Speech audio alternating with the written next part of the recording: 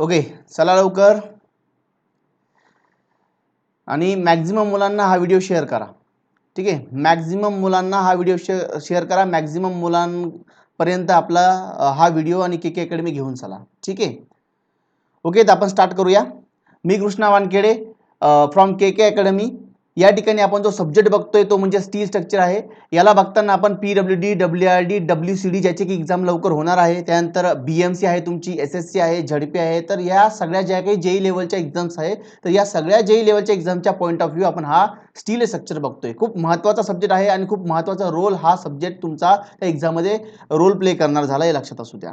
ठीक आहे, बरं. आता बघा या ठिकाणी आपण जो आज टॉपिक बघणार आहोत तो म्हणजे कोर्स अँड स्टँडर्ड्स. आणि कोर्स अँड स्टँडर्ड्स जे आहे या ठिकाणी खूप महत्त्वाचा टॉपिक आहे, कारण की मॅक्झिमम एक्झाममध्ये या ठिकाणी याच्यावरती क्वेश्चन बघायला तुम्हाला मिळणार झाले. आतापर्यंत विचारले गेले आहे आणि याच्यानंतरही विचारण्याचे चान्सेस मॅक्झिमम आहे. ठीक आहे, त्याच्यामुळं येणाऱ्या काही एक्झाममध्ये तुम्हाला नक्कीच या टॉपिकवरती क्वेश्चन बघायला मिळणार आहे. खूप महत्त्वाचा टॉपिक आहे, त्याच्यामुळं व्यवस्थित त्या ठिकाणी लक्ष द्या.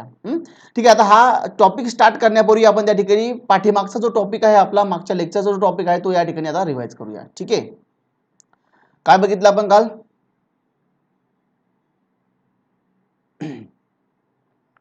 एक मिनिट. बघा, आपण काल बघितलं या ठिकाणी की स्टील स्टील नेमकं काय आहे. तर बेटा आपल्याला कळालं की स्टील जे आहे या ठिकाणी हे अलोय आहे. कशाचं अलोय आहे? आयर्न आणि कार्बनचा अलोय आहे. या ठिकाणी कार्बन सोबत आपण अदर एलिमेंट टाकतो. ओके, आयर्न हा नॅचरल मटेरियल आहे, या ठिकाणी नॅचरली आपल्याला या ठिकाणी मिळत असतो. तर याच्यामध्ये आपण काय केलं, कार्बन आणि अदर एलिमेंट टाकले. का टाकले? कारण की आपल्याला माहित होतं की आयर्न जो आहे याची स्ट्रेंथ कमी असते, याला आपण डायरेक्टली स्ट्रक्चरल स्टील म्हणून यूज करू शकत नाहीये. तर कार्बन जे आहे हे स्ट्रेंथ प्रोव्हाइड करतं, म्हणून आपण त्या ठिकाणी कार्बन ऍड केलं आणि काही अदर एलिमेंट ऍड केले. त्याच्यामुळे त्या आयनची स्ट्रेंथ वाढली आणि दुसरी गोष्ट या ठिकाणी कोरोजन जे आहे ते या ठिकाणी कमी झालं. ओके, म्हणून या ठिकाणी आपण कार्बन आणि अदर एलिमेंट त्या ठिकाणी त्या आयनमध्ये टाकले होते आणि या अलोयला किंवा या मिक्सचरलाच आपण काय म्हटलं, स्टील म्हटलं. ठीक आहे, याच्यामध्ये बघितलं आपण की आयनचं जे पर्सेंटेज आहे ते 98% पेक्षा जास्त आहे आणि कार्बनचं 0.1 to 1.15% पर्यंत घेतलंय आपण. आणि हे जे पर्सेंटेज आपण या ठिकाणी घेत असतो हे वेटनुसार घेत असतो. Okay, according to the weight. कोणाचा वेट? प्युअर आयनच्या वेटनुसार. 100 kg जर तुमचं प्युअर आयन असेल, जर मी 1% कार्बन घेतोय तर 1 kg या ठिकाणी मी काय वापरणार, समजा कार्बन वापरणार झालो. आणि या ठिकाणी अदर एलिमेंटमध्ये निकेल आणि क्रोमियम आलं तुमचं. ठीक आहे, तर या प्रकारे स्टील हे तुमचं बनत असतं, लक्षात असू द्या. नंतर आपण बघितलं की classification of steel based on the amount of carbon. त्या ठिकाणी अमाऊंट ऑफ कार्बन तुम्ही किती टाकताय याच्या बेसवरती आपण काय बघितलं, स्टीलचे क्लासिफिकेशन बघितले. समजा व्हेरी लो कार्बन असेल तुमचं, व्हेरी लो कार्बन स्टील असेल तर त्याच्यामध्ये कार्बन कंटेंट किती असतं, तर 0.1% पेक्षा कमी असतं. किती असतं बघा, 0.1% पेक्षा कमी असतं. कधी? जर low carbon, very low carbon steel असेल तुमचा. तर लो कार्बन बघा नावात, हा व्यवस्थित लक्षात ठेवा, हे व्हेरी लो आहे आणि या ठिकाणी लो आहे. व्हेरी लो साठी किती? जर 0.1% पेक्षा कार्बन कंटेंट कमी असेल तर. आणि जर कार्बन कंटेंट हे 0.1% टू 0.25% असेल तर त्या केसमध्ये लो कार्बन स्टील. जर 0.25 ते 0.60% असेल तर मीडियम कार्बन स्टील. आणि या ठिकाणी 0.60 टू 1.15% असेल तर हाय कार्बन स्टील, हे लक्षात ठेवा. ओके, आता या ठिकाणी बघा लो कार्बन स्टील मध्ये कोण येतं, फॉर एक्झाम्पल माइल्ड स्टील येतो तुमचा. माइल्ड स्टील Fe250 किती आहे रे कार्बन पर्सेंटेज? 0.23. बघा हे 0.23 या रेंजमध्ये आहे का? हा आहे. 0.1 टू 0.25% च्या आतमध्ये आहे, म्हणून हे माइल्ड स्टील येतं तुमचं लो कार्बन स्टीलमध्ये. मीडियम कार्बन स्टीलमध्ये Fe415 आहे तुमचा, Fe500 आहे, रेल्वे ट्रॅक आहे, ट्रेन व्हील आहे, तर हे सगळे येणार मीडियम कार्बन स्टीलमध्ये. आणि हाय कार्बन स्टीलमध्ये मग ड्रिल्स आणि स्टोन मेसनरी जे टूल्स असतात ते या ठिकाणी हाय कार्बन स्टीलमध्ये येणार झाले, लक्षात असू द्या. ठीक आहे, बघा आणखी नंतर आपण बघितला की कार्बन कंटेंटचा जो इफेक्ट आहे या ठिकाणी स्टीलमध्ये नेमकं काय होणार. जर कार्बन कंटेंट मी कमी जास्त केल्यानंतर काय फरक पडणार, हे लक्षात ठेवा की कार्बन कंटेंट हे काय करतं रे, स्ट्रेंथ इन्क्रीज करतं. जर तुम्ही कार्बन कंटेंट इन्क्रीज केलं तर स्ट्रेंथ इन्क्रीज होणार झालं. ओके, म्हणून स्ट्रेंथला जो काही फॅक्टर कॉज करतोय तो म्हणजे तुमचा कार्बन आहे. खूप महत्त्वाचा या ठिकाणी हा एलिमेंट असणार झाला. जेवढे काही एलिमेंट आपण आयर्नमध्ये ऍड करतोय ओके स्टील बनवण्यासाठी, त्यातला सगळ्यात महत्त्वाचा जो एलिमेंट असतो तुमचा तो म्हणजे काय असतो, कार्बन असतो, हे लक्षात ठेवा. तर कार्बनचं काम काय आहे, स्ट्रेंथ वाढवणं. ठीक आहे, म्हणून या ठिकाणी बघा कार्बनची इफेक्ट काय. आता या ठिकाणी हे स्ट्रेंथ वाढवतं, याच्याबरोबर आणखी काय काय करतं, स्ट्रेंथ वाढवतच. तर याच्याबरोबर बघा काय काय करतं, स्ट्रेंथ वाढवतंय म्हणजे FO आणि FU दोन्ही वाढतंय. नंतर हार्डनेस वाढतो. डक्टिलिटी लक्षात ठेवा, कार्बन कंटेंट इन्क्रीज झाल्यामुळे डक्टिलिटी काय होते, कमी होते. ओके, हा क्वेश्चन आलेला आहे. त्यानंतर स्ट्रेंथवर पण क्वेश्चन आलेला आहे. आणि महत्त्वाचा फॅक्टर कोणता आहे तो PWD 2018 मध्ये विचारला होता, तोही त्या ठिकाणी कार्बन कंटेंट हा महत्वाचा फॅक्टर आहे, तर याच्यावरतीही क्वेश्चन आला होता. आणि आपल्याला माहिती आहे डक्टिलिटी, बघा डक्टिलिटी जेवढी जास्त टफनेस तेवढा जास्त, डक्टिलिटी कमी टफनेस कमी, हे आपण बघितलं. म्हणजे या ठिकाणी कुठेतरी डक्टिलिटी इंक्रीज होते, टफनेस सुद्धा इंक्रीज होतो. जर डक्टिलिटी डिक्रीज होते तर टफनेस सुद्धा या ठिकाणी डिक्रीज होतोय. मग या ठिकाणी बघा की कार्बन कंटेंट इंक्रीज केल्यामुळे डक्टिलिटी डिक्रीज होते, म्हणून या ठिकाणी टफनेस सुद्धा काय होणार झाला, डिक्रीज होणार झाला. तर स्ट्रेंथ हार्डनेस इंक्रीज होतो, डक्टिलिटी आणि टफनेस डिक्रीज होतो, हे लक्षात ठेवा. डक्टिलिटी डिक्रीज होते म्हणजे काय होतं रे, ब्रिटलनेस या ठिकाणी वाढतोय, हे लक्षात असू द्या. ठीक आहे. आता या ठिकाणी बघा मोर डक्टिलिटी मोर टफनेस मी नोट लिहून दिली आहे. नंतर बघा या ठिकाणी डक्टिलिटी जर कधी बघितलं मी Fe250 Fe415 Fe500, तर Fe250 ची सगळ्यात जास्त डक्टिलिटी असते, म्हणून या ठिकाणी Fe250 हा सगळ्यात जास्त टफ असणार झाला. ओके, या तीनला जर मी कम्पेअर करतोय त्या केसमध्ये. आता हे तुम्ही या ठिकाणी बघून घ्या. नंतर बघा आपण या ठिकाणी काय बघितलं, कार्बन कंटेंट जर डिक्रीज झाला तर काय होणार रे, आपल्याला माहिती कार्बन कंटेंट इंक्रीज झाला स्ट्रेंथ वाढते, कार्बन कंटेंट डिक्रीज झाला म्हणजे स्ट्रेंथ कमी होणार. डक्टिलिटी काय होणार, मग वाढणार झाली, अगोदर कमी होती आता वाढणार झाली. आणि जर स्ट्रेंथ कमी होतीये डक्टिलिटी वाढतीये तर अशा केसमध्ये तुमचं मटेरियल काय बनतं रे, तुमचं मटेरियल बनतं सॉफ्ट. काय बनतं, सॉफ्ट. आणि जर तुमचं मटेरियल सॉफ्ट झालं तर त्याला आपण ऍज अ स्ट्रक्चरल मेंबर म्हणून किंवा स्ट्रक्चरल स्टील म्हणून यूज करू शकत नाही, कारण की स्ट्रेंथ कमी असणार, सॉफ्ट असल्यामुळे त्या ठिकाणी लगेच बेंड वगैरे होणार झालं. म्हणून कार्बन कंटेंट खूप जास्त कमी आहे त्या केसमध्ये तुमचं मटेरियल किंवा स्टील हे सॉफ्ट असणार, आणि सॉफ्ट असणार म्हणजे स्ट्रेंथ कमी असणार, डक्टिलिटी जास्त असणार. मग अशा केसमध्ये जर त्याच्यावरती लोड येतोय, समजा बीम आहे तुमचा, तर तो लवकर इझिली काय होईल, बेंड होईल. मग तो आपण त्याला स्ट्रक्चरल स्टील म्हणून किंवा स्ट्रक्चरल मेंबर म्हणून या ठिकाणी यूज करू शकत नाही, लक्षात असू द्या. नंतर आपण बघितलं तर हे क्वेश्चन आपण बघितले होते एकदा, तुम्ही तेच मी मागे एक्सप्लेन केलं, बघून घ्या एकदा. नंतर बघा मेकॅनिकल प्रॉपर्टीज बघितले आपण. मेकॅनिकल प्रॉपर्टीज त्या प्रॉपर्टीज असतात की ज्या लोडच्या अगेन्स्ट रिएक्ट करतात. ठीक आहे. आणि स्टीलच्या मेकॅनिकल प्रॉपर्टीज कोणकोणत्या आहे, मग ज्या लोडच्या अगेन्स्ट रिएक्ट करतात, ती स्ट्रेंथ आहे, हार्डनेस आहे, टफनेस आहे, डक्टिलिटी आहे, स्टिफनेस आहे. आणि हार्डनेस, टफनेस, डक्टिलिटी हे सगळं आपण पाठीमागं व्यवस्थित बघितलं होतं. नंतर आपण बघितलं या ठिकाणी बघा की फिजिकल, ओके याचं कल गेलं कर बाजूला, बघा physical L, okay physical properties of steel बघितल्या. ओके, आणि फिजिकल प्रॉपर्टीज कोणत्या असतात, मग ज्या मेजरेबल असतात किंवा ऑब्झर्वेबल असतात त्या प्रॉपर्टीला आपण म्हणतो फिजिकल प्रॉपर्टीज. मग स्टीलच्या फिजिकल प्रॉपर्टीज कोणकोणत्या आहे, तर फिजिकल प्रॉपर्टीज आहे तुमची density of steel, specific gravity of steel, modulus of elasticity, poisonous ratio, modulus of rigidity, त्यानंतर कोएफिशिएंट ऑफ थर्मल एक्सपान्शन. तर हे सगळे काय झाले, फिजिकल प्रॉपर्टीज झाल्या. डेन्सिटी काय असते स्टीलची, तर आपण बघितली 7850 kg पर मीटर क्यूब ही डेन्सिटी झाली स्टीलची. स्पेसिफिक ग्रॅव्हिटी काय असते स्टीलची, तर ती असते या ठिकाणी 7.85 ही असते specific gravity. As it is question तुम्हाला बघायला मिळू शकतात एक्झाम मध्ये, लक्षात असू द्या.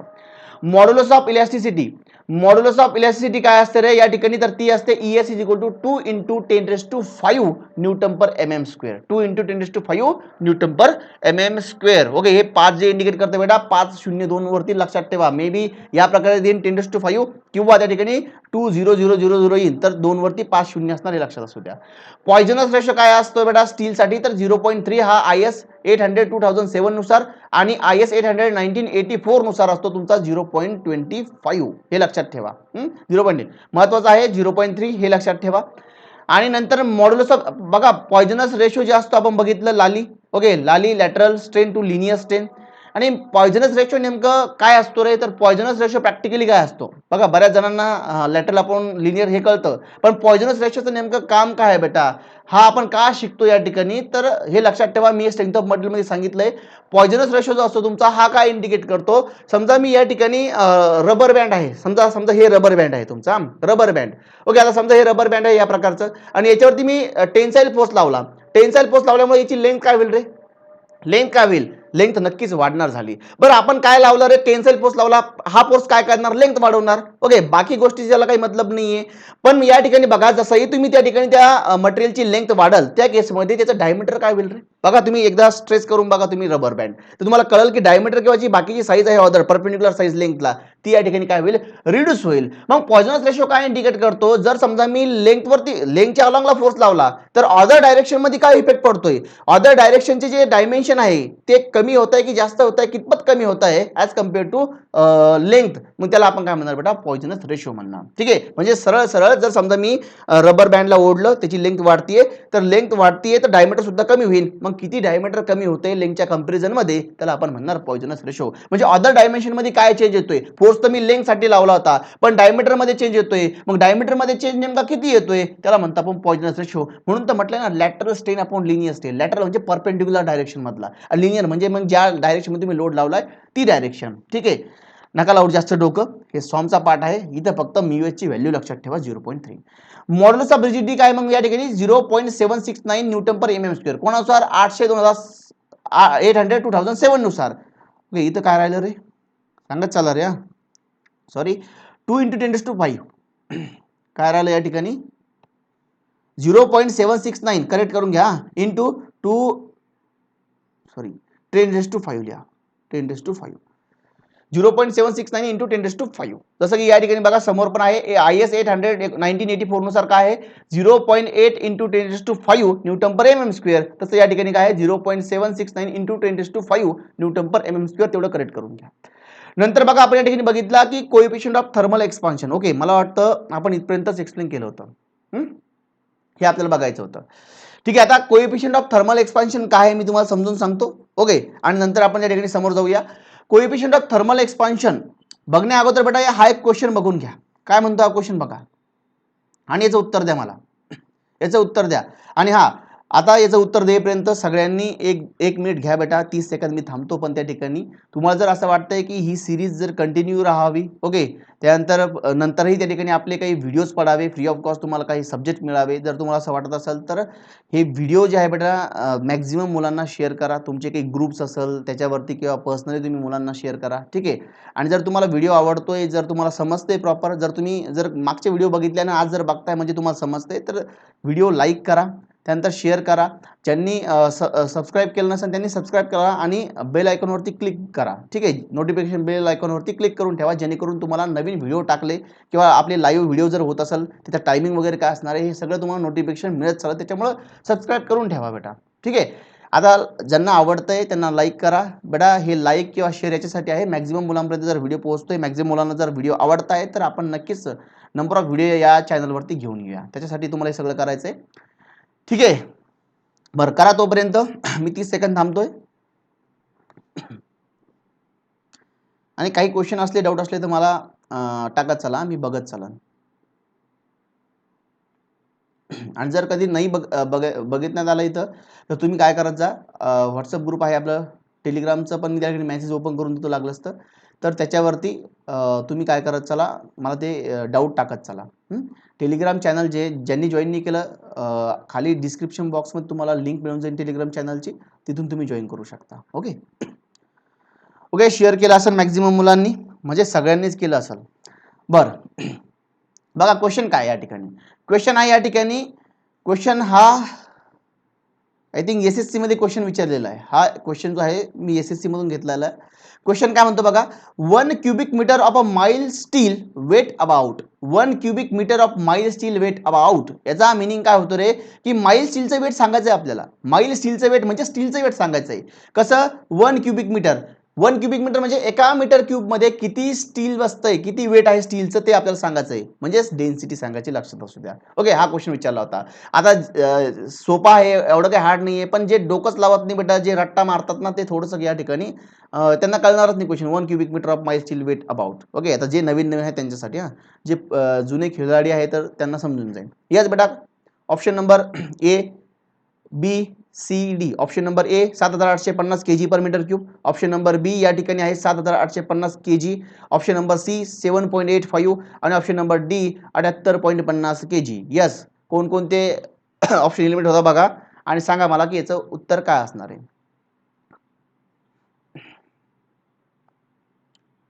यस,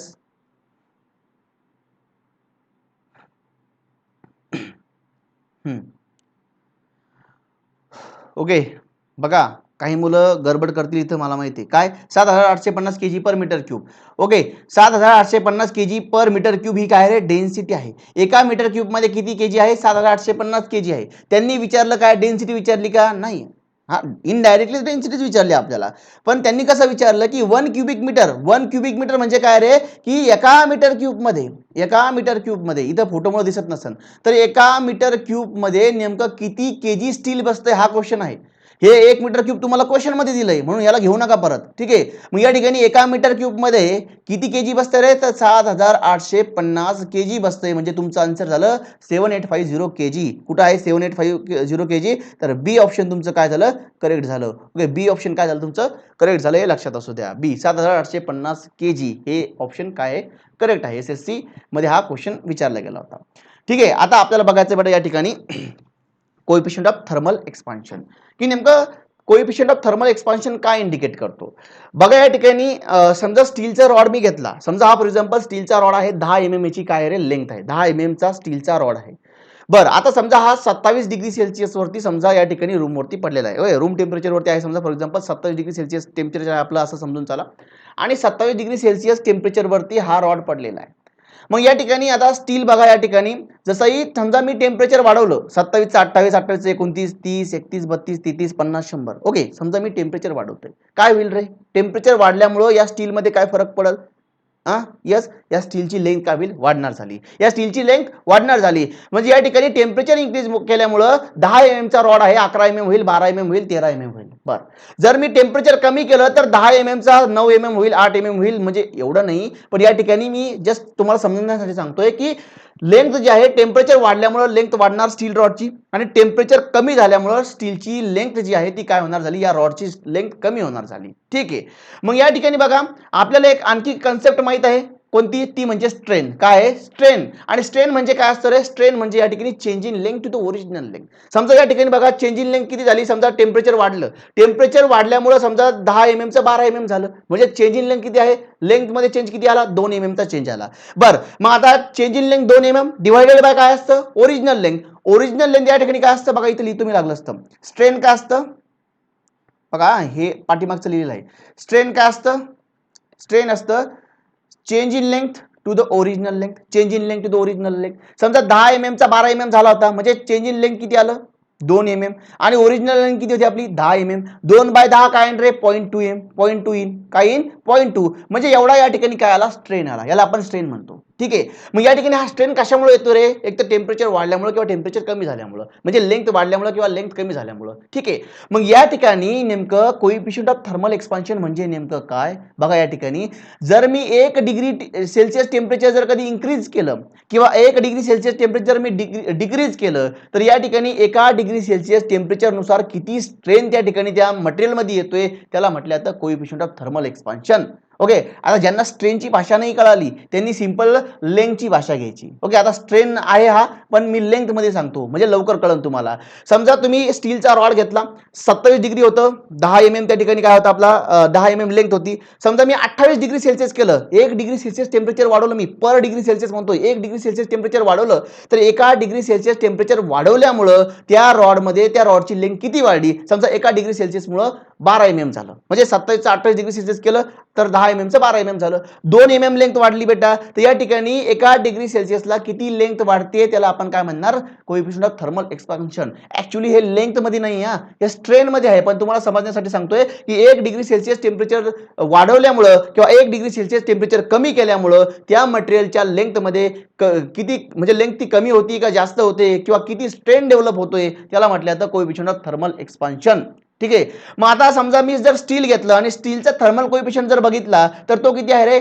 12 × 10⁻⁶ पर डिग्री सेल्सिअस. 12 × 10⁻⁶ पर डिग्री सेल्सिअस. याचा मिनिंग काय होतोय की 1 डिग्री सेल्सिअसला म्हणजे जर कधी समजा 27 डिग्री सेल्सिअस टेम्परेचर असेल आणि मी 28 केलं तर 1 डिग्री सेल्सिअस टेम्परेचर वाढल्यामुळं या स्टीलमध्ये किती 12 × 10⁻⁶ एवढा स्ट्रेन डेव्हलप होतो. किती? 12 × 10⁻⁶. समजा तुम्ही 50 डिग्री सेल्सिअस आहे आणि समथिंग लेंथ आहे त्याची, तर 50 चं 51 केलं किंवा 50 चं 49 केलं तर 1 डिग्री सेल्सिअस टेम्परेचर कमी जास्त केल्यामुळं स्टीलमध्ये 12 × 10⁻⁶ एवढा काय येईल रे? स्ट्रेन डेव्हलप होईल. त्यालाच म्हणतात कोएफिशियंट ऑफ थर्मल एक्सपान्शन.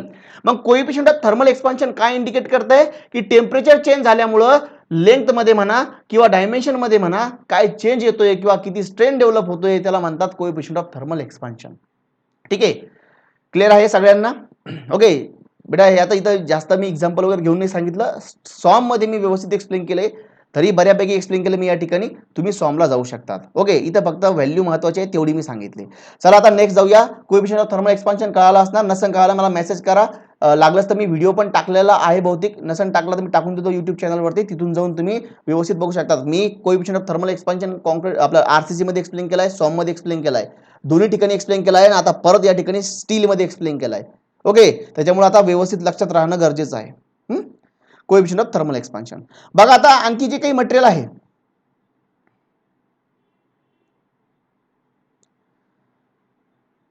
बघा आता आणखी जे काही मटेरियल आहे जसं की स्टील आहे, कॉन्क्रीट आहे, कॉपर आहे, ब्रास आहे, अल्युमिनियम आहे, तर यांचा वेगवेगळा थर्मल कोएफिशियंट असणार.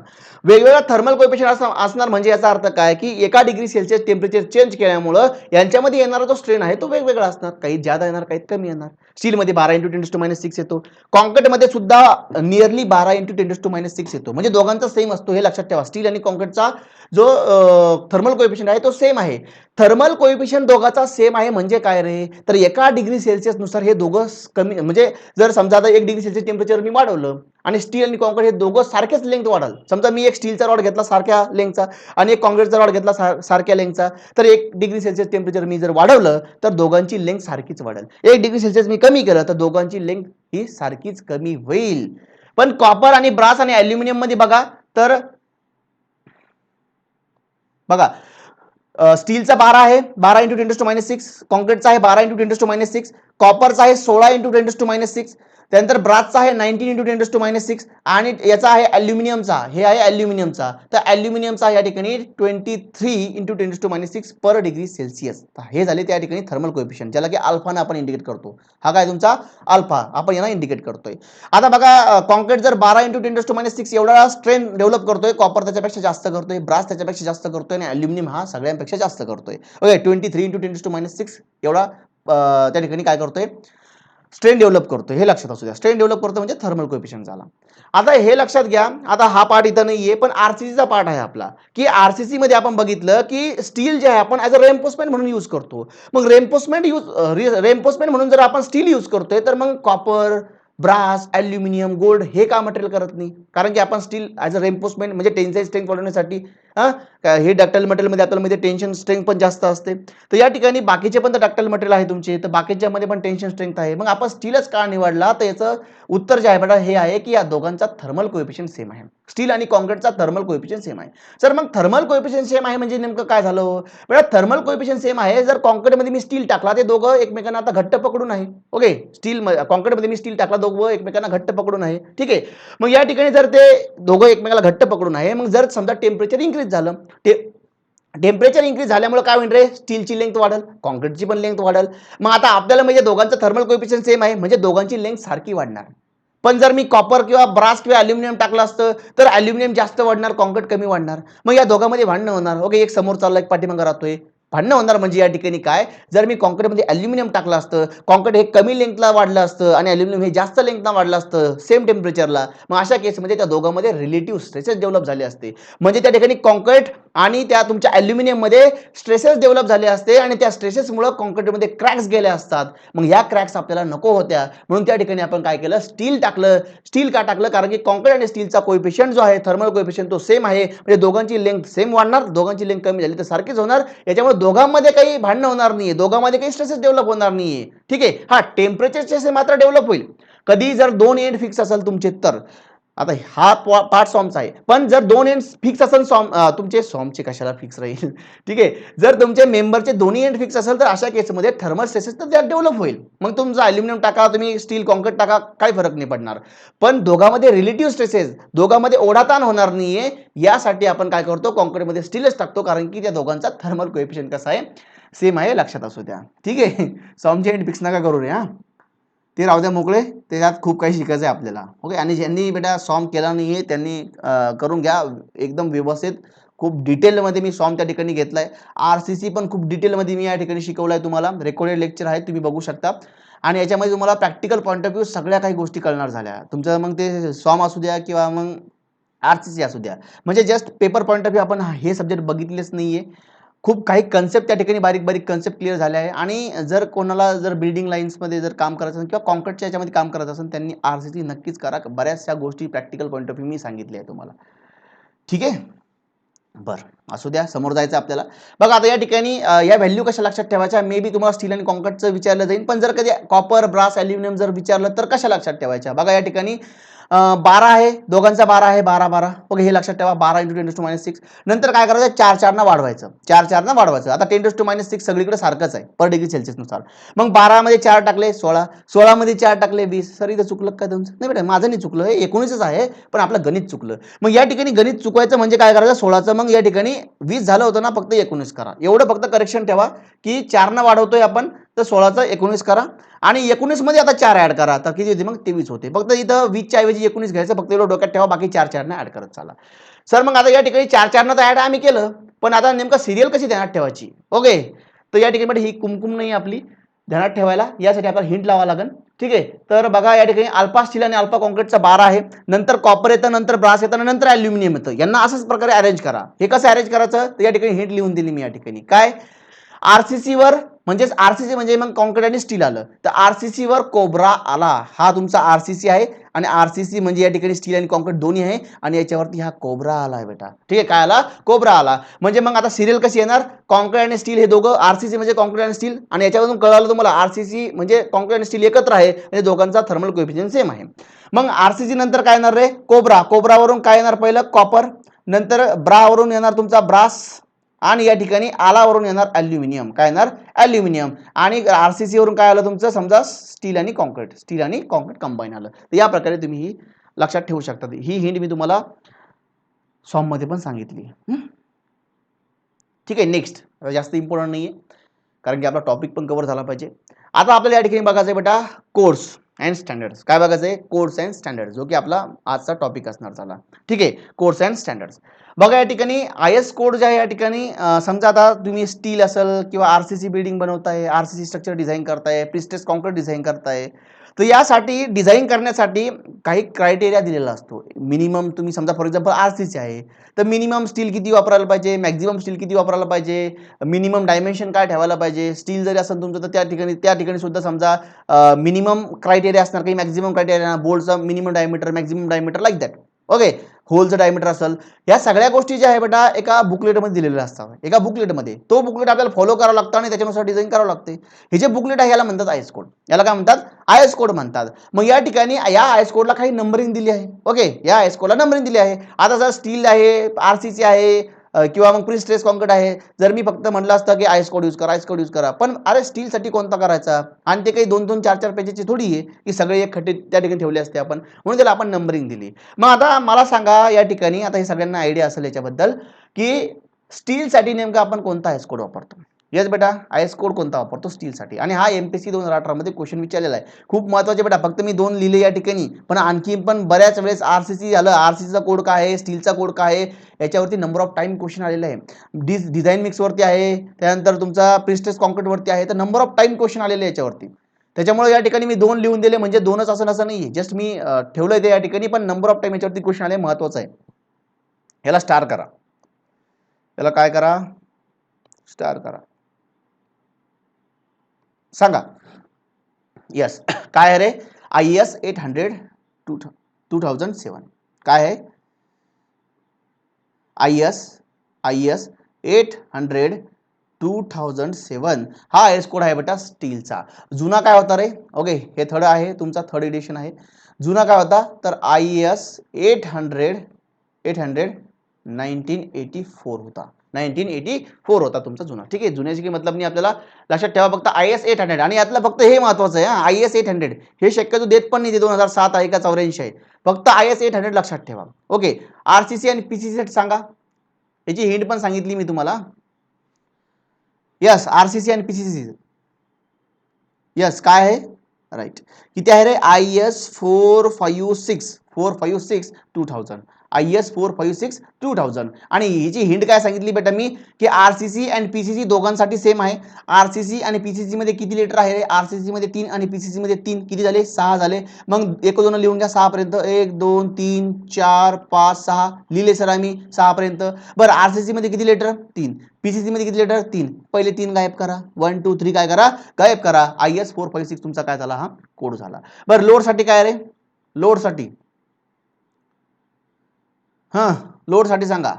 लोडसाठी काय? Yes right, IS 875 1987. आता हे महत्वाचं नाहीये, हे लक्षात ठेवा फक्त. 875 IS 875 875 हा काय कशाचा आहे रे? हा आहे बेटा तुमचा लोडसाठी. इन जनरल लोड्स विचारलं त्यांनी. अर्थक्वेक लोड म्हटलं तर वेगळा येणार. ओके, त्याच्यामध्ये जर कधी लाईव्ह लोड त्याच्यानंतर डेड लोड म्हटलं तर वेगवेगळं येणार. ठीक आहे, पण या ठिकाणी बघा लोडसाठी जो आहे तुमचा IS कोड किती आहे? IS 875 आहे, लक्षात असू द्या. SSC 2010 मध्ये हा क्वेश्चन विचारला होता. ठीक आहे, IS 875. आणि याची हिंट काय होती रे आपली? हिंट काय होती? हिंट सांगा. IS 875 लोड साठी हिंट काय होती? कोडिंग लँग्वेज आपली. बेटा आता जे नवीन आहे त्यांना कोडिंग लँग्वेज माहित नाहीये, कळणार नाहीये, पण कोडिंग लँग्वेज वरती मी लवकरच त्या ठिकाणी एक व्हिडिओ घेऊन येणार आहे. ओके, जेणेकरून तुमची कोडिंग लँग्वेज काय असते ते क्लिअर होईल. कारण की बरेच जे आहे कोडिंग लँग्वेज आपण मागच्या याच्यामध्ये वापरले आहे, जेणेकरून तुम्हाला सोपं झालं. जसं की लोड्स माझ्या लक्षात राहत नाही लोडचं, तर मग मी काय लक्षात ठेवणार रे? काय? येस, काय हिंट आपली? लोड टाकला, बीम वाकला. ठीक आहे, वाकला. वाकल्यावरून VKL. बेटा आता जाऊ द्या, जे नवीन आहे त्यांना कळणार नाही आपली. ठीक आहे, लोड टाकला आणि बीम वाकला. तर ज्यांनी केलं असणार त्यांना कळत. लोड टाकला, बीम वाकला. ओके, वाकला आपली हिंट होती. वाकल्यावरून मग व्हीचा कोड 8 होता, केचा कोड 7 होता आणि एलचा कोड 5 होता. म्हणजे 875 आपण असं लक्षात ठेवलं होतं. ठीक आहे, लोडसाठी. आणि अर्थक्वेक लोडसाठी काय होतं रे? अर्थक्वेक लोडसाठी काय होती आपली हिंट? अर्थक्वेक आला आणि कोण बघतोय टीव्ही? तर टीव्ही बघतोय तुमचा PM. कोण? PM आपले पंतप्रधान. टीव्ही कोण बघतोय? पंतप्रधान. याच्यावरून आपला कोड काय आलता? ओके, ज्यांना नाही माहित बेटा त्यांनी एकदा मला मेसेज करा, तसं सर कोड्स वगैरे सांगा, तसं मी थोडं शॉर्टमध्ये सांगायला लागलं असतं. आता इथं वेळ मी घालणार नाही. जर आणखी जर जास्त मला कन्सेप्ट या ठिकाणी घ्यायचे त्या वेळेस मी ती हिंट सांगेन तुम्हाला. Okay, coding language. TV PM काय होतं रे मग? TV PM. यस. 18 टीचा काय कोड होता? Yes, IS. आता हे टीव्ही PM काढून टाकतो मी. IS टीचा कोड किती? 1. व्हीचा कोड किती रे? 8. पीचा कोड किती या ठिकाणी? 9. आणि या ठिकाणी एमचा कोड किती असतो? 3 असतो. तर इंडियन स्टँडर्ड 1893. ओके, 1893. ओके, म्हणजे 1893 हा तुमचा काय झाला? कोड झाला अर्थक्वेक लोडचा. ओके, 1893. बरोबर आहे ना? चेक करा एकदा आणि मला सांगा. ठीक आहे, आता हे TPM मी काढतो.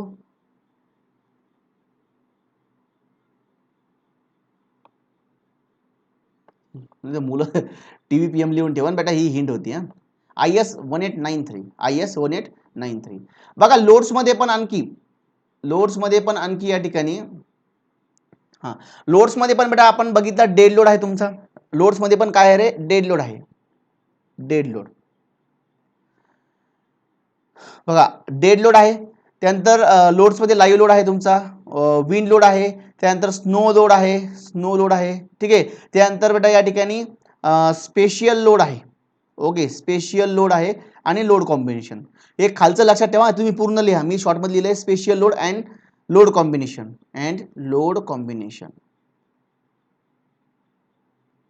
Okay, load combination.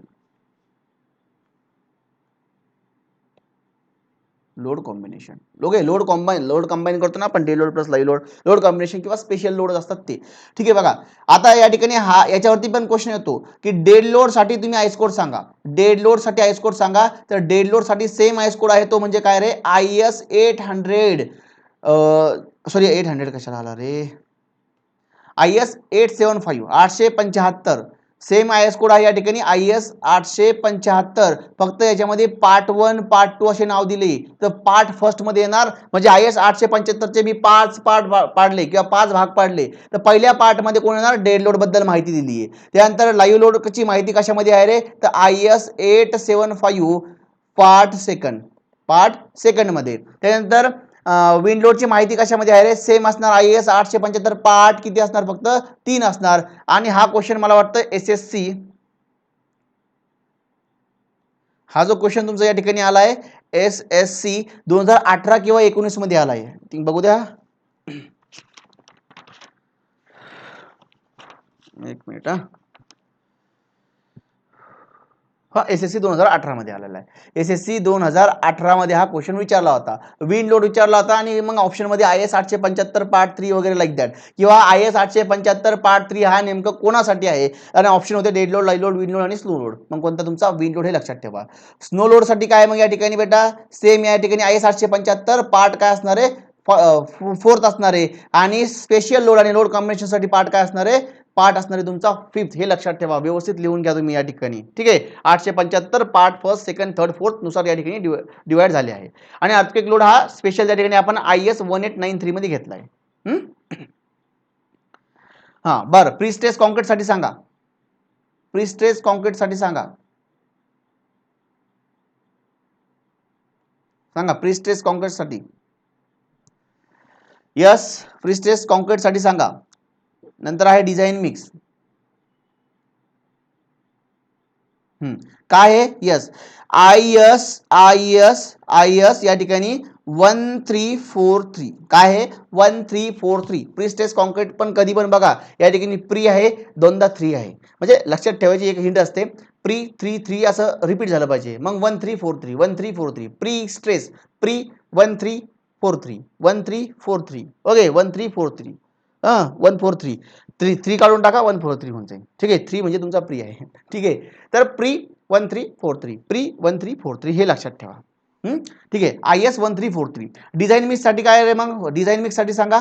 यस किती आहे, यस IS 10262. याला कसं म्हणायचं मग आता, या ठिकाणी डिझाईनला 10262 असं लक्षात ठेवा. 10262 हा तुमचा बेटा IS 10262 डिझाईन मिक्स साठी. ठीक आहे, नंतर या ठिकाणी बघा डायरेक्टली तुम्हाला विचारला प्री स्ट्रेस कॉन्क्रीट साठी काय आहे, डिझाईन मिक्स साठी काय आहे. बघा हे जे आता मी एक्सप्लेन करणार नाही की अर्थक्वेक लोड काय आहे, प्री स्ट्रेस कॉन्क्रीट काय आहे, डिझाईन मिक्स काय आहे, फाईन ॲग्रीगेट कोर्स ॲग्रीगेट कशाला म्हणतात, हे सगळा पार्ट तुमचा काही कॉन्क्रीट टेक्नॉलॉजीचा आहे, काही प्री स्ट्रेस कॉन्क्रीटचा आहे, किंवा हे लोड वगैरे मी RCC मध्ये घेतले. समोर जिथं येईल त्या ठिकाणी मी थोडं एक्सप्लेन कराल. ओके, आता सगळ्यांना dead load, live load, wind load, snow load एवढं तर माहीत असणार झालं बेटा बेसिक. ठीक आहे, नाही माहीत तर बेटा नाही माहित तर काय करणार बघून घ्या कुठतरी. किंवा तसं पण या ठिकाणी डेड लोड म्हणजे या ठिकाणी कसा असतो रे, डेड लोड म्हणजे या ठिकाणी सेल्फ वेट असतं फिक्स मेंबरचं. जे मेंबर फिक्स आहे, कॉलम बीम तुमचे फिक्स आहे, त्याचं वेट म्हणजे डेड लोड. लाईव्ह लोड म्हणजे या ठिकाणी काय रे, मुव्हिंग लोड म्हणजे जे काही मुव्हिंग आहे, समजा तुम्ही झाले, चेअर झालं, यांचं सेल्फ वेट पण ते मूव्ह करतात. ओके, फिक्स नसतात, त्यांचं लोड म्हणजे लाईव्ह लोड. विंड लोड म्हणजे वाऱ्याचा लोड बेटा, तेवढं माहिती आहे. स्नो लोड म्हणजे स्नोचा लोड, ओके बर्फाचा लोड. आणि स्पेशल लोड आणि लोड कॉम्बिनेशन मध्ये मग जे की आपण लोड कॉम्बिनेशन घेतो या ठिकाणी काही केसमध्ये, तर ते लोड कॉम्बिनेशन आहे dead load plus live load like that. Earthquake load म्हणजे भूकंपाचा लोड, भूकंपानंतर जे काही स्ट्रक्चरवरती लोड येतो तो म्हणजे अर्थक्वेक लोड. आता pre stress concrete design mix हे बेटा आपण त्यावेळेस बघू. ठीक आहे, आता हे एक्सप्लेन करत नाही. फाईन अँड कोर्स ॲग्रीगेट बघा, फाईन अँड कोर्स ॲग्रीगेट साठी IS कोड सांगा. येस बेटा, फाईन अँड कोर्स ॲग्रीगेट साठी सांगा मला IS कोड. खूप महत्वाचा टॉपिक आहे आजचा. येस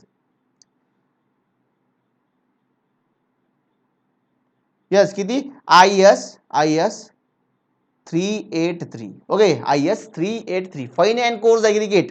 ॲग्रीगेट सगळ्यांना माहिती आहे बेटा, ॲग्रीगेट काय असतं. ओके, याचे तुकडे, कशाचे तुकडे रे, आपल्या स्टोनचे तुकडे. छोटे गेले फाईन, मोठे गेले कोर्स. छोटेवाल्याला फाईन म्हणतात, मोठ्यावाल्याला कोर्स म्हणतात. मग दोघांसाठी IS कोड कोणता आहे, IS 383. ठीक आहे, चेक करून घ्या एकदा बेटा, मे बी गडबड असली तर काही सांगा मला पण. आणि एक शेवटचं काय रे, या ठिकाणी IS handbook number 1. IS handbook number 1 कशाला म्हणतात, स्टील टेबलला. आता स्टील टेबल तुम्ही सगळ्यांनी बघितलाच ना, नसन बघितला तर गुगल सर्च करा. स्टील टेबल जो आहे बेटा या ठिकाणी आपण स्टील डिझाईन करताना वापरत असतो, तर त्याला म्हणतात IS हँडबुक नंबर 1. मग IS हँडबुक नंबर 1 तुमचं काय असणार आहे, स्टील टेबल असणार आहे, लक्षात असू द्या. हे IS कोड व्यवस्थित लक्षात ठेवा रे, व्यवस्थित ठेवा. ठीक आहे, बघू दे मला वेळ किती झालाय. ओके, आहे आणखी वेळ आपल्याकडं. ठीक आहे, नेक्स्ट पॉईंट घेऊ आपण या ठिकाणी. काही नाही याच्यामध्ये एक्सप्लेन करासारखं, फक्त नंबर आहे लक्षात ठेवा. हिंट वगैरे मी ऑलरेडी सांगितलेल्या आहे सगळ्या गोष्टीच्या, तर त्या RCC मध्ये तुम्ही बघू शकतात. आता जे नव्हते त्यांनी आता इथं व्यवस्थित लक्षात ठेवा. 10262 1343 ओके 383 लाईक दॅट, असं तुम्ही लक्षात ठेवू शकता. नेक्स्ट ओके बेटा, हा एक पॉईंट बघू आपण या ठिकाणी आता. General classification of steel. General classification काय आहे स्टीलचं, आपण कार्बनच्या बेसवरती स्टीलचं क्लासिफिकेशन पाठीमागं बघितलं होतं. आता या ठिकाणी जनरल क्लासिफिकेशन असणार आहे स्टीलचं. ठीक आहे, जनरल क्लासिफिकेशन असणार आहे स्टीलचं. थोडं रिलॅक्स व्हा. ओके, 30-40 सेकंद थोडं रिलॅक्स व्हा. ओके, नंतर आपण जनरल क्लासिफिकेशन ऑफ स्टीलला स्टार्ट करू. आणि तोपर्यंत काय करा, ज्यांना आवडतं आता इथपर्यंत आलं म्हणजे आवडत असेल, समजत असेल तर लाईक करा. ओके, तोपर्यंत आपण रिलॅक्स होतो 30 सेकंद. लाईक करा, त्यानंतर शेअर करा मॅक्झिमम मुलांना. ज्यांनी आणखी पण सबस्क्राईब केलं नसेल सबस्क्राईब करा आणि नोटिफिकेशन बेल आयकॉनवरती क्लिक करून ठेवा, जेणेकरून तुम्हाला व्हिडिओ जे आहे ते त्यांची लिंक जी आहे ती मिळत चालेल, किंवा सॉरी नोटिफिकेशन जे आहे तुम्हाला मिळत चालेल. म्हणजे ज्यावेळेस पण आपण एखादा नवीन व्हिडिओ टाकू किंवा लाईव्ह घेऊ तर त्याचं नोटिफिकेशन तुम्हाला ऑलरेडी मिळत चालेल. त्याच्यामुळं नोटिफिकेशन बेलवरती क्लिक करून ठेवा. शेअर करा लवकर. रिलॅक्स व्हा, पाणी वगैरे प्या.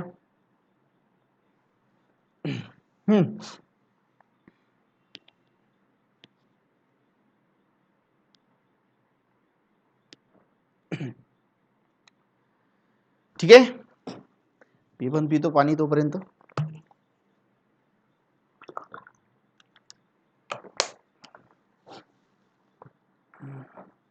कोणाला काही जोक येत असेल तर जोक सांगा तोपर्यंत. ओके, जोक सांगा.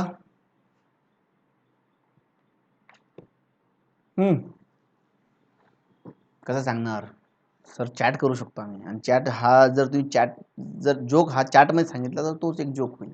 त्यामुळे काही सांगू नका. ठीक आहे, ओके. रिलॅक्स झाले असणार सगळेजण. आणि काही कमेंट, तुम्हाला जर काही डाऊट असेल तर कमेंट बॉक्समध्ये टाका बरं का, मी बघल ते नंतर. आणि ते डाऊट पण तुमचे घेत चालाल. ओके, ज्यावेळेस पण आहे कुणी लागल्यास तर थोडासा स्क्रीनशॉट पण घेत चला. आणि डाऊटचे जर राहिला असेल सर आणि मी डाऊट पाठवला तुम्हाला, तुम्ही सांगितलं नाही असं, तुम्ही हक्कानं बोला मला. व्हॉट्सअप ग्रुपवरती, टेलिग्राम ग्रुपवरती टाका. मग मी जे आपलं डाऊट सेशन असणार आहे किंवा क्वेश्चन आन्सरिंग असणार आहे तर त्या केसमध्ये आपण काय करूया, ते डाऊट क्लिअर करत चालूया. ठीक आहे, आता या ठिकाणी जनरल क्लासिफिकेशन ऑफ स्टील वरती, की जनरल क्लासिफिकेशन काय असणार आहे स्टीलचं. बघा, दोन क्लासिफिकेशन, दोन पार्टमध्ये याला आपण क्लासिफाईड केलं आहे स्टीलला. ते कशाच्या बेसवरती ते पण बघू आपण या ठिकाणी, पण लक्षात असू द्या. बघा, आता एक नंबर काय आहे ते बघू आपण. आता स्टील जे आहे या ठिकाणी, स्टील तुम्ही काय म्हणून यूज करताय त्याच्यावरती हे जनरल क्लासिफिकेशन असणार आहे. काय म्हणून म्हणजे सर बघा, आरसीसी ज्यावेळेस आपण डिझाईन केली तर आरसीसी आपण कशाला म्हटलं रे, कॉन्क्रीटमध्ये आपण स्टील टाकतो. ओके, कॉन्क्रीटमध्ये स्टील टाकतो, आरसीसी म्हटलं. म्हणजे आपण तिथं स्टील टाकलं होतं, स्टील टाकलं म्हणजे स्टीलचे रॉड टाकले होते. आपण कॉन्क्रीटमध्ये स्टीलचे रॉड का टाकले रे, तर टेन्साईल स्ट्रेंथ वाढवण्यासाठी. कशासाठी? टेन्साईल स्ट्रेंथ वाढवण्यासाठी. तुमचं जे स्टील आहे ते टेन्साईल स्ट्रेंथ वाढवतंय, म्हणजे त्या कॉन्क्रीटला रेनफोर्स करते. काय करते? रेनफोर्स करते. रेनफोर्सचा मिनिंग काय होतो या ठिकाणी, तर रेनफोर्सचा मिनिंग होतो या ठिकाणी स्ट्रेंथ प्रोव्हाइड करणं. रेनफोर्स करणं म्हणजे काय करणं? स्ट्रेंथ प्रोव्हाइड करणं. तर या ठिकाणी तुमचं जे स्टील आहे, आरसीसी मध्ये आपण जे स्टील रॉड यूज केले होते, हे त्या ठिकाणी रेनफोर्समेंटचं काम करत होतं.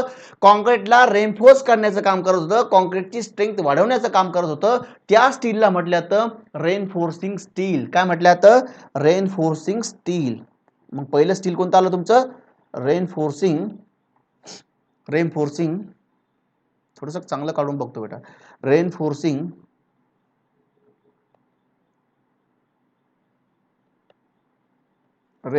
Steel.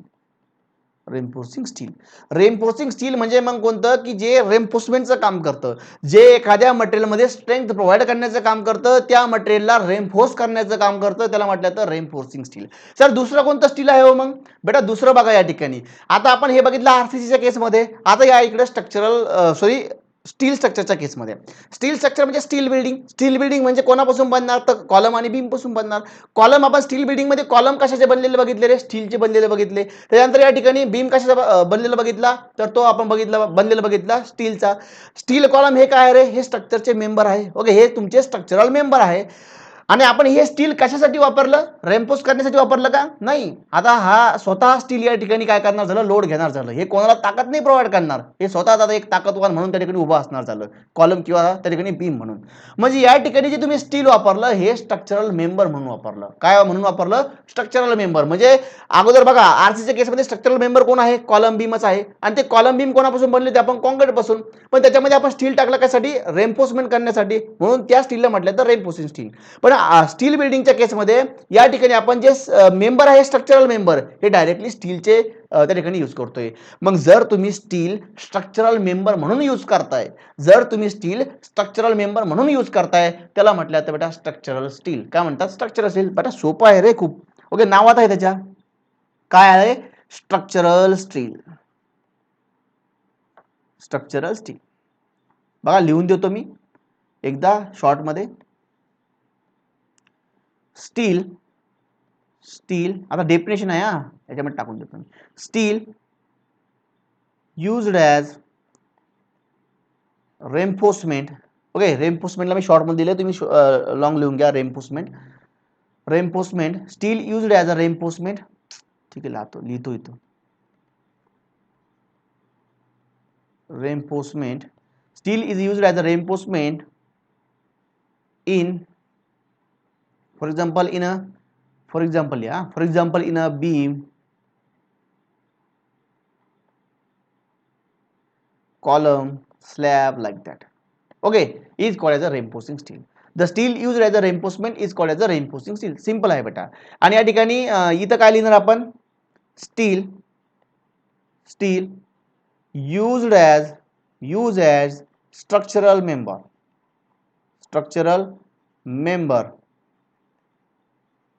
in case of steel structure किंवा steel building, in case of steel स्ट्रक्चरच्या केसमध्ये जर तुम्ही याला स्ट्रक्चरल मेंबर, आता स्ट्रक्चरल मेंबर म्हणजे फॉर एक्झाम्पल इथं तुम्ही लिहू शकता स्ट्रक्चरल मेंबर म्हणजे या ठिकाणी तुम्ही फॉर एक्झाम्पल लिहू शकता बीम कॉलम हे तुमचे काय झाले स्ट्रक्चरल मेंबर झाले, ओके, बीम एक्सेट्रा. तर हे तुमचे स्ट्रक्चरल मेंबर. जर तुम्ही बीम किंवा कॉलम म्हणून डायरेक्टली स्टील यूज करताय, स्ट्रक्चरल मेंबर म्हणून स्टील यूज करताय, त्याला म्हणतात structural steel.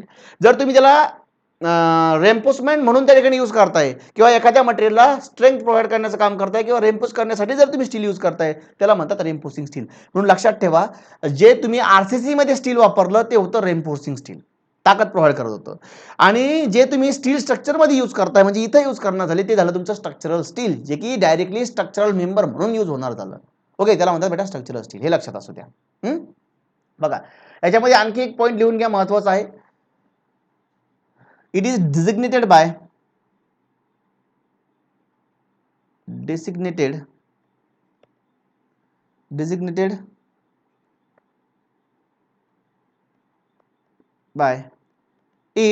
its yield stress किंवा yield stress म्हणा किंवा yield strength म्हणा, म्हणजे Fy, हे लक्षात असू द्या.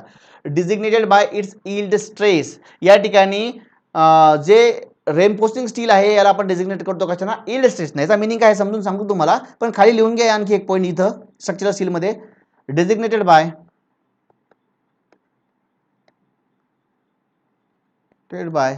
इट्स अल्टिमेट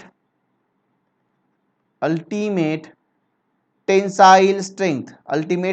आता मी इथं फक्त स्ट्रेंथ देतोय, तुम्ही काय लिहून घ्या, अल्टिमेट टेन्साइल स्ट्रेंथ, कारण की पुढं मे बी व्हिडिओ असेल म्हणून मी लिहिलं नाहीये. डिझिग्नेटेड बाय इट्स अल्टिमेट स्ट्रेंथ, आणि त्याला म्हणतो आपण FU. याचा मिनिंग काय होतो या ठिकाणी आपल्याला बघायचं आहे. आता हे बघण्या अगोदर याचं एक्झाम्पल बघू आपण yield स्ट्रेसचं, ओके, समजून सांगतो, टेन्शन घेऊ नका. एक्झाम्पल घ्या, for example Fe250, for example आहे Fe250. याच्यामधलं जे Fe आहे बेटा, Fe आहे हे काय इंडिकेट करतं रे, फेरस.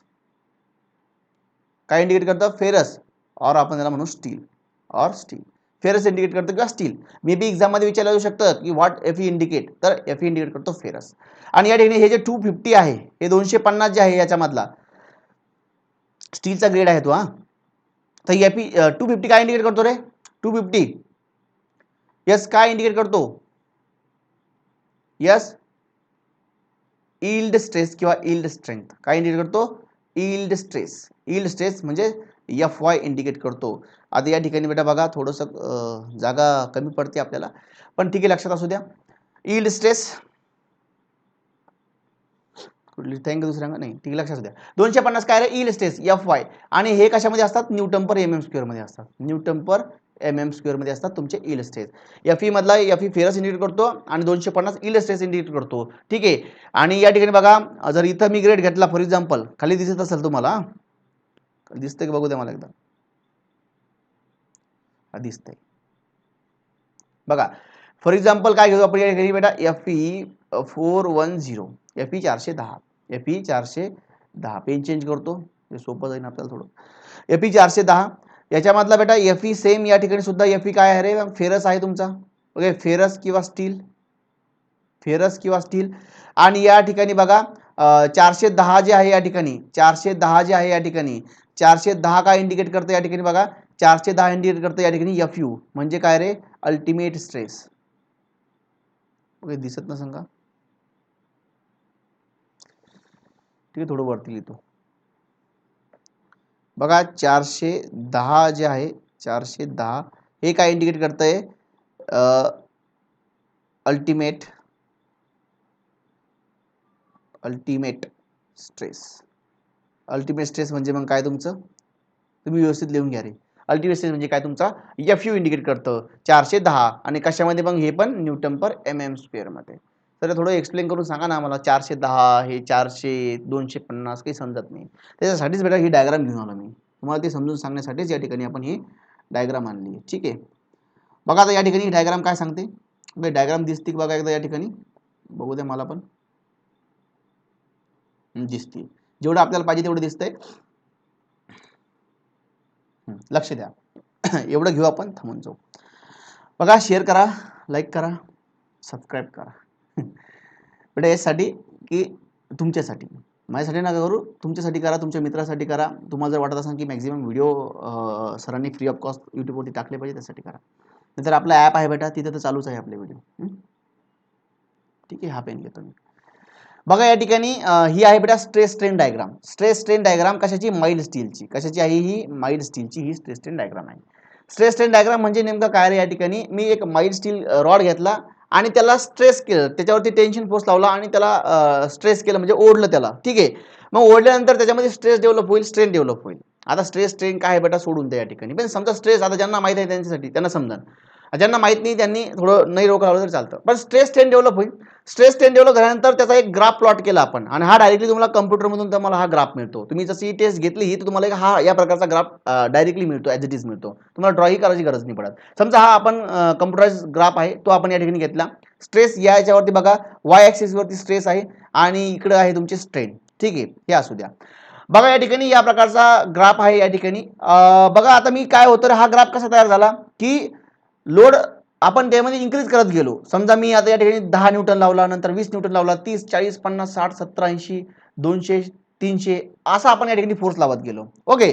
मग या ठिकाणी काय होणार रे? फोर्स जसा जसा मी लावत चालतोय, जसा जसा मी फोर्स लावतोय, तर त्या ठिकाणी बघा एक रॉड आहे, त्या रॉडची लेंथ काय होईल रे? इन्क्रीज होईल आणि डायमीटर काय होईल रे? कमी होईल. हा इफेक्ट कोणता आहे तुमचा? पॉइझनस रेशोचा इफेक्ट आहे. ठीक आहे. पॉइझनस रेशो आपण बघितलं होतं.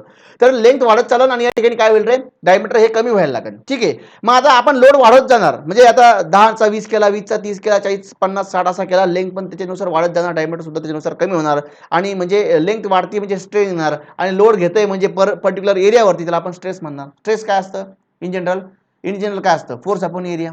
आता मी डिटेल जाणार नाहीये, पण फोर्स अपॉन एरिया काय असतं? स्ट्रेस असतो. म्हणजे मी फोर्स लावतोय 10 न्यूटन 20 न्यूटन 40 न्यूटन कशावरती? पर्टिक्युलर एरियावरती. एरिया कोणता? स्टीलचा जेवढा काही डायमीटर आहे किंवा जो काही डायमीटरनुसार आपण एरिया घेणार झालो, ओके, जो सर्क्युलर एरिया असणार झाला असा समजा स्टीलचा, या एरियावरती किती फोर्स लागतो त्यानुसार आपल्याला काय भेटणार? स्ट्रेस भेटणार. आणि लेंथ वाढतीये म्हणजे काय मिळणार? स्ट्रेन मिळणार. कारण की स्ट्रेन काय असतं? Change in length to original length. म्हणजे या ठिकाणी तुम्हाला स्ट्रेन मिळणार. ओके.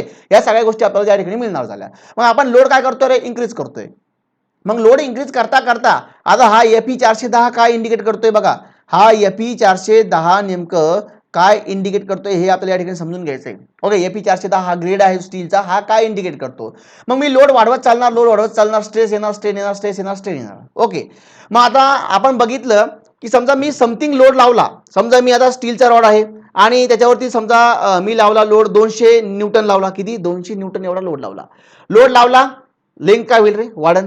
लेंथ वाढली, नंतर मी लोड काढून घेतला, तर लोड काढल्यानंतर ते त्याच्या ओरिजिनल शेप आणि साईजला येणार झालं. ठीक आहे.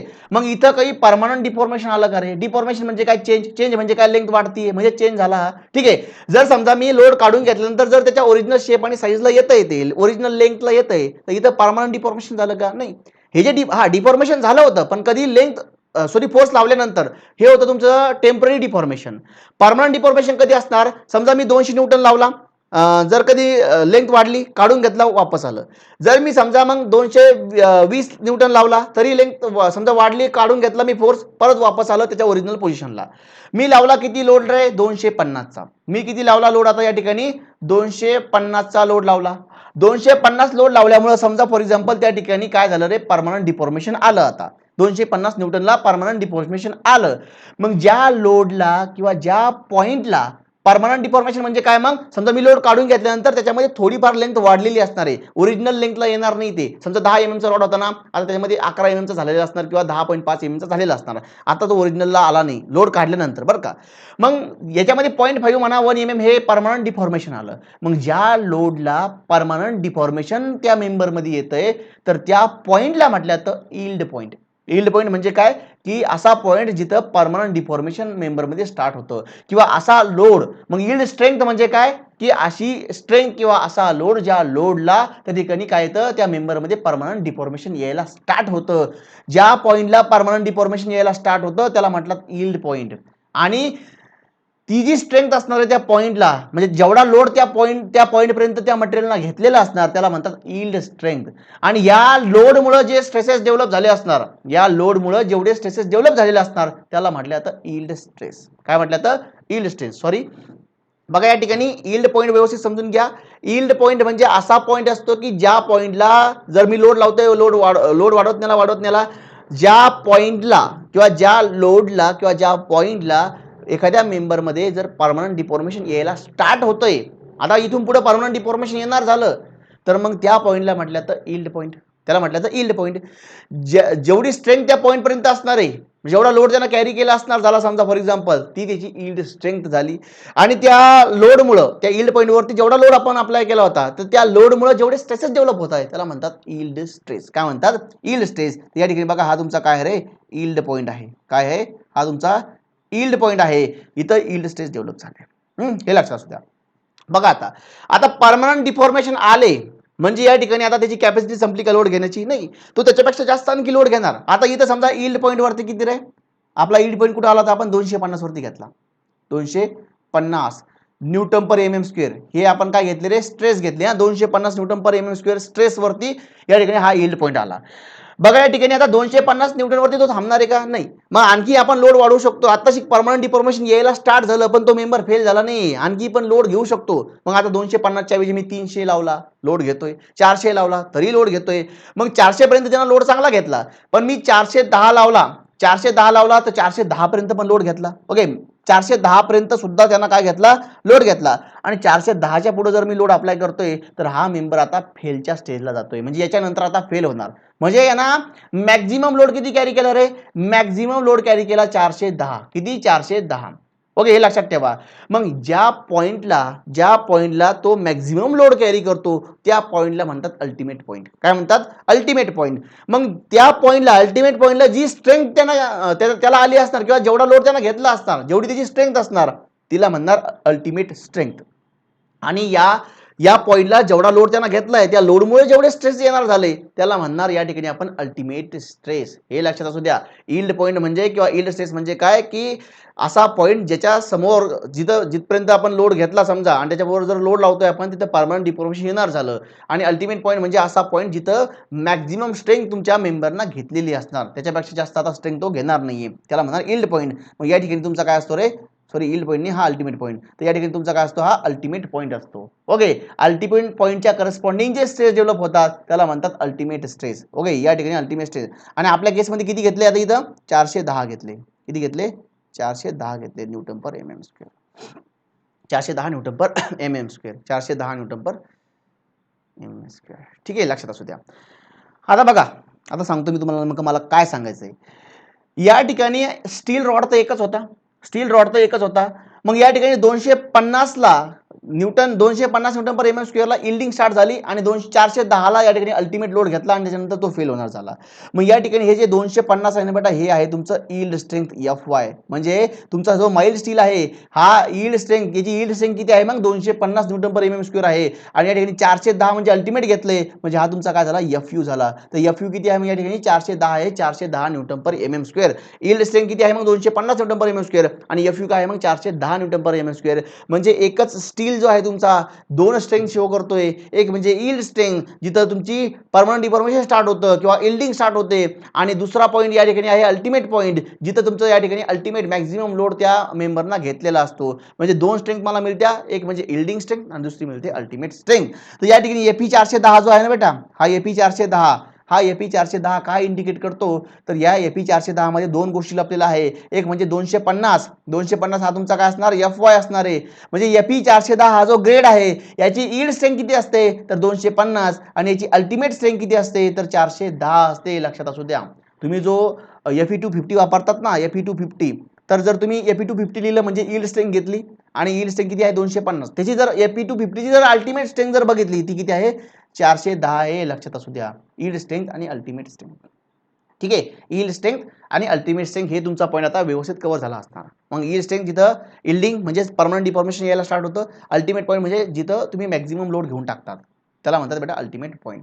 म्हणून एपी 410 ग्रेड काय इंडिकेट करतो की ज्याची यील्ड स्ट्रेंथ असते 250 आणि एफयू असतो 410. इथं यील्डिंग येतंय म्हणजे 250 घेतलं यील्डिंग पर्यंत आणि अल्टिमेटला जाऊन त्यांना 410 घेतलं बेटा. मग बघा रेनफोर्सिंग स्टील जो आहे ज्यावेळेस तुम्ही याला डिझाईन करतात, रेनफोर्सिंग स्टील ज्यावेळेस तुम्ही यूज करतात कधी आरसीसी मध्ये, त्यावेळेस बघा तुम्ही नाही का FY वापरलं असणार, FU नसून वापरलं. तुम्ही फॉर्म्युल्यामध्ये बी चेक करा, तुमच्याकडे फॉर्म्युले असेल तर तिथं फॉर्म्युल्यामध्ये FY होतं, FU नव्हतं. तुम्हाला आता स्टीलमध्ये FU दिसणार. तिथं तुम्ही बघा काही जे फॉर्म्युले असणार ओके, तर त्या 0.5 FCK डिवाइडेड बाय FY तो फॉर्म्युला बघा एरिया ऑफ स्टीलचा, तिथं FY आहे, FU नाहीये. म्हणून रेनफोर्सिंग स्टीलची ज्यावेळेस पण स्ट्रेंथ यूज केली डिझाईन करताना ती काय केली रे, ती केली बेटा यील्ड स्ट्रेंथ किंवा FY. हे सांगायचं होतं इथं designated bye it's yield strength. म्हणजे तुम्ही ज्यावेळेस डिझाईन करशाल ना, डिझाईन करताना रेनफोर्सिंग स्टीलची रेनफोर्सिंग स्टील म्हणून जर डिझाईन करा स्टीलला तर FY वापरा. म्हणजे 200 FY म्हणजे किती, आता इथं 250 आहे. म्हणजे ज्यावेळेस तुम्ही डिझाईन करणार ना, तुम्ही काय समजायचं की हा जो स्टील आहे 250 एवढा फोर्स घेतोय, बस त्याच्यावरती घेत नाही, हे तुम्ही समजायचं. पण जर तुम्ही तेच स्टील स्ट्रक्चरल स्टील म्हणून यूज केलं तर मग तुम्ही काय कन्सिडर करायचं की हा 410 एवढा फोर्स घेतोय, म्हणजे अल्टिमेट लोड त्या ठिकाणी घेतोय. तुम्हाला हे कन्सिडर करावं लागणार झालं. सर असं का करायचं बेटा, याचं कारण असं आहे की तुम्ही बघा रेनफोर्सिंग स्टीलमध्ये स्टील किती यूज करताय रे बेटा, आपण 2 4 असे 5 6 8 रॉड यूज करतो. पण इथं अख्खाचा अख्खा स्ट्रक्चरल स्टीलमध्ये अख्खाचा अख्खा स्टील तुम्ही यूज करताय. ओके, पूर्ण स्टीलच आहे. आणि जर तुम्ही यील्ड स्ट्रेंथ जर यूज केली इथं पण स्ट्रक्चरल स्टीलमध्ये सुद्धा जर डिझाईन करताना तुम्ही असं समजलं की एखादं स्टील घेतलं आणि तुम्ही म्हटले 250च घेतो तो म्हणजे यील्ड स्ट्रेंथ घेतो, म्हणजे 250 आणि 410 मध्ये बघा किती लोड घेतोय तो, तर तुम्ही तो लोड युटिलाइज करणार नाहीये. मग तुम्हाला या ठिकाणी स्टील जास्त लागन आणि स्टील जास्त लागन म्हणजे विचार करा किती अनइकॉनॉमिकल तुमचं स्ट्रक्चर होणार झालं. या लक्षात असू द्या. इथं जर आपण FY वापरला असता ना, म्हणजे एखादा स्टील आहे मी म्हणतो 250च घेतो, ऍक्च्युअली किती घेऊन राहिलो तो अल्टिमेट 410 घेतोय आणि आपण म्हटलं की 250 घेतो. मग 250 नुसार आपण लोड अप्लाय करणार. मग समजा मला आता घ्यायचंय, समजा 1000 न्यूटन लोड घ्यायचा आहे, मग मला 250 250 250 या हिशोबाने घ्यावा लागणार. आणि जर मी 410 घेतोय म्हणजे मी 250 आणि 410 मधली जी स्ट्रेंथ आहे ही युटिलाइज करणार. मग अशा केसमध्ये जर तुम्ही 250 जर कन्सिडर केलं स्ट्रक्चरल स्टीलच्या केसमध्ये, तुमचं स्ट्रक्चर खूप अनइकॉनॉमिकल होणार झालं, हे लक्षात असू द्या. ठीक आहे. म्हणून या ठिकाणी आपण FY घेणार नाहीये. इथं आपण अल्टिमेट स्ट्रेंथ मॅक्झिमम स्ट्रेंथ किती घेतात ते कन्सिडर करणार. फॅक्टर ऑफ सेफ्टी आहे ना रे, तुम्ही म्हणशाल सर मग तुम्ही जर डायरेक्टली 410 घेतलं आणि जर लोड वाढला 410च्या ऐवजी 420 झाला किंवा मग समजा 410 ची स्ट्रेंथ आहे तर त्यांना 400च घेतली, मग अशा केससाठी फॅक्टर ऑफ सेफ्टी आपण त्या ठिकाणी यूज करतो. मग फॅक्टर ऑफ सेफ्टी किती असतो लोडसाठी, मटेरियलसाठी, हे सगळं आपण समोर बघणार आहोत तसं पण. ठीक आहे. ऑलरेडी आपण RCC मध्ये सुद्धा बघितलं आहे. ठीक आहे. आय थिंक मला असं वाटतं की रेनफोर्सिंग स्टील आणि स्ट्रक्चरल स्टील बद्दलचा जो तुमचे पॉईंट आहे हे क्लिअर झाले असणार. ओके, रेनफोर्सिंग स्टील म्हणजे ते स्टील, टाइम बघू द्या. ओके, वेळ झालाय. रेनफोर्सिंग स्टील म्हणजे त्या ठिकाणी असं स्टील की जे आपण रेनफोर्समेंटसाठी वापरतोय आणि स्ट्रक्चरल स्टील म्हणजे जे असं स्टील की जे आपण स्ट्रक्चर बनवण्यासाठी किंवा स्ट्रक्चरल मेंबर म्हणून यूज करतोय. रेनफोर्सिंग स्टीलमध्ये आपण FY डिझाईन करताना वापरतो आणि FU कधी वापरतो, स्ट्रक्चरल स्टीलमध्ये वापरतो असतो, हे लक्षात ठेवा. ओके, तर आपण या ठिकाणी बेटा थांबूया. नेक्स्ट लेक्चरमध्ये आपण स्टँडर्ड रोल स्टील सेक्शन बघणार आहोत. आय सेक्शन, चॅनल सेक्शन याच्याबद्दल डिस्क्रिप्शन बघणार आहोत. खूप महत्त्वाचं आहे, याच्यावरती पण क्वेश्चन विचारला जातो. आणि मेन म्हणजे डिझाईन करताना काही फॅक्टर जे आहे ते कामं येतात आपल्याला. समजा तुम्ही चॅनल सेक्शन यूज करताय, सॉरी तुम्ही समजा कॉलम बनवताय किंवा त्या ठिकाणी तुम्ही बीमसाठी सेक्शन यूज करताय, तर मग नेमका कोणता घ्यायला पाहिजे, आय घ्यायला पाहिजे सेक्शन का चॅनल सेक्शन घ्यायला पाहिजे किंवा सर्क्युलर सेक्शन घ्यायला पाहिजे, हे सगळं आपण practical point of view next येणाऱ्या 2-3 लेक्चरमध्ये बघणार आहोत. त्याच्यामुळं पुढची सिरीज महत्त्वाची असणार तुमच्यासाठी, तर ती नक्कीच अटेंड करा. मॅक्झिमम मुलांना शेअर करा त्या ठिकाणी आणि व्हिडिओ आवडला असेल तर लाईक नक्की करा. ठीक आहे. ओके, आता एंड करा. तुमच्याकडे एवढं असेल तर टाकून द्या, मी बघून घेतो. आणि नोट्स आणि पवनचा काहीतरी होता नोट्सचा, नोट्स टाकून देतो मी. नोट्स टाकून देतो लवकर. टेलिग्राम चॅनलवरती टाकतो. टेलिग्राम चॅनल आपल्या डिस्क्रिप्शन बॉक्समध्ये आहे, तिथून लिंक आहे, तिथं तुम्ही जॉईन करून घ्या ज्यांनी जॉईन नाही केलं.